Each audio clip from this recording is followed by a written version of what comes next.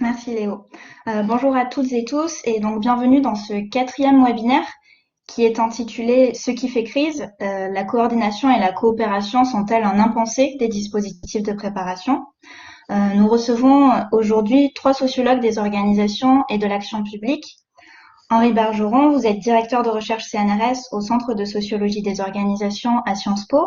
Vous êtes spécialiste des politiques de santé et vous avez notamment travaillé sur la prise en charge de la toxicomanie et de l'obésité.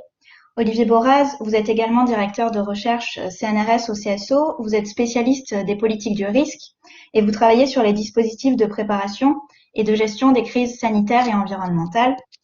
Et enfin, Patrick Castel, vous êtes chargé de recherche de la Fondation nationale des sciences politiques, au CSO également. Vous êtes spécialiste des politiques de santé. Vous vous intéressez aux problématiques de la décision et de la coordination, notamment dans le domaine de la médecine et de la recherche clinique. Alors, vous avez récemment tous les trois coécrit avec François Dedieu l'ouvrage Covid-19, une crise organisationnelle, qui a été publié en octobre dernier aux presses de Sciences Po. Donc, je le présente pour ceux qui n'en auraient pas encore eu connaissance. Et avant de vous laisser la parole, je vais rapidement revenir sur les enjeux de cet ouvrage et sur ses principaux enseignements, en espérant ne pas trop empiéter sur la suite des interventions. Dans cet ouvrage, vous vous interrogez sur les conditions qui ont rendu possible l'adoption du confinement de la population annoncé pour la première fois le 17 mars dernier. Et vos interrogations proviennent d'un étonnement face à une situation que vous avez jugée paradoxale. Puisque nous vivons dans une société qui est saturée d'organisations, de règles et de dispositifs d'anticipation, vous vous demandez pourquoi le gouvernement a soudainement tranché en faveur d'une mesure qui ne figurait dans aucun des plans dédiés à la gestion de crise. Et pour apporter des éléments à cette énigme qui est à la fois énigmatique sur un plan organisationnel et décisionnel, vous avez suivi de près les activités du gouvernement et conduit une quarantaine d'entretiens auprès de divers acteurs, dont des médecins, des infectiologues, des réanimateurs, des cadres d'hôpitaux ou encore des responsables régionaux et départementaux.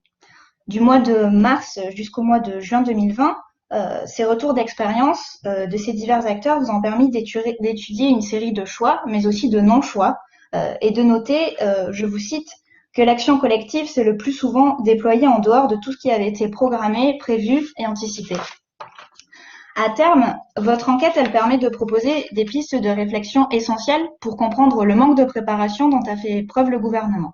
L'objectif de votre ouvrage, vous l'affirmez clairement, ce n'est pas de critiquer les décisions qui ont été prises, mais bien de restituer la configuration dans laquelle scientifiques, médecins et politiques ont été contraints de prendre des mesures qui se sont malheureusement parfois avérées plus coûteuses que bénéfiques.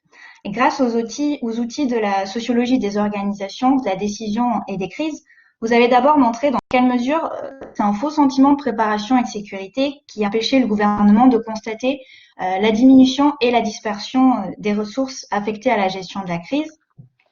Vous êtes ensuite intéressé au rôle du conseil scientifique, dans la mesure où l'exercice des missions qui lui ont au départ été confiées a quelquefois eu pour effet de reconfigurer la division du travail entre les activités relevant de la décision et celles relevant de l'information.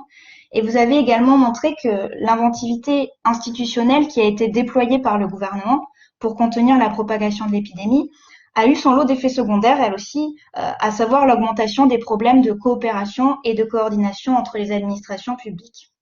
Enfin, dernier point, vous avez insisté sur le fait que les rapports réalisés à la suite d'une catastrophe ont tendance à particulariser les crises qu'ils documentent, c'est-à-dire à produire des savoirs isolés au point qu'il est parfois difficile de tirer des leçons du passé. Mais en comparant la crise de la Covid-19 à d'autres crises, et en montrant que ce sont les mêmes limites procédurales et fictionnelles qui affaiblissent divers dispositifs de préparation, vous êtes parvenu à désingulariser cette crise sans pour autant lui ôter son caractère inédit. Vous suggérez également qu'une réforme de la formation des élites serait souhaitable, car en l'état, rien ne leur apprend à prendre des décisions dans un contexte d'incertitude.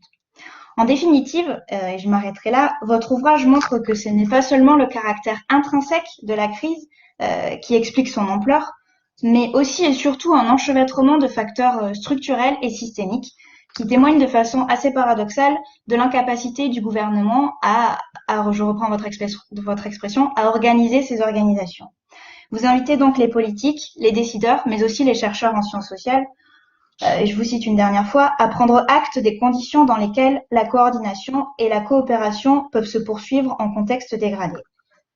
Et c'est donc pour développer ces différents points que nous souhaitions vous inviter dans ce webinaire, et nous sommes ravis de pouvoir vous entendre. Je vous laisse maintenant la parole et je souhaite un très bon webinaire à nos auditeurs.